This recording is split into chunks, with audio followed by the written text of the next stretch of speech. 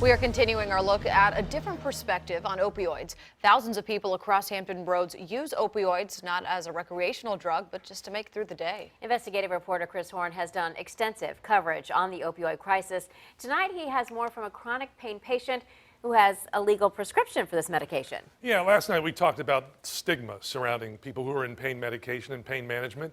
Tonight we're going to be more specific and narrow it down to the workplace. We're going to hear about the problems people in pain management face finding and keeping a job. And we have one woman's perspective on the opioid lawsuits against Big Pharma and what she thinks of people who move from prescription medication to illegal street drugs.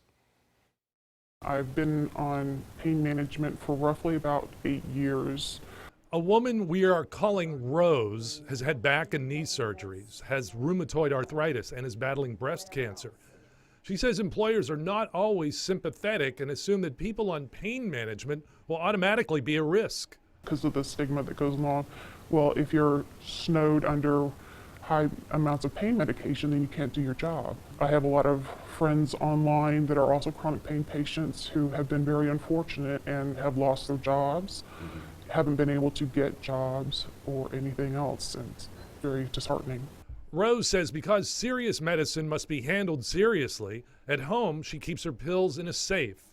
I can't have, family members going in and taking medication. I also have a young child. I wouldn't want her to have access to that medication.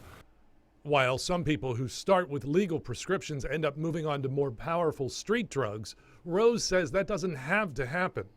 As far as them staying on the pain medication and then transitioning to heroin, that's a choice that that person made. For that reason, Rose does not fall in line with the widespread criticism of drug makers who are named in thousands of lawsuits for causing the opioid crisis. I tend to disagree. I don't believe that that was the intent of the big pharma all the way around.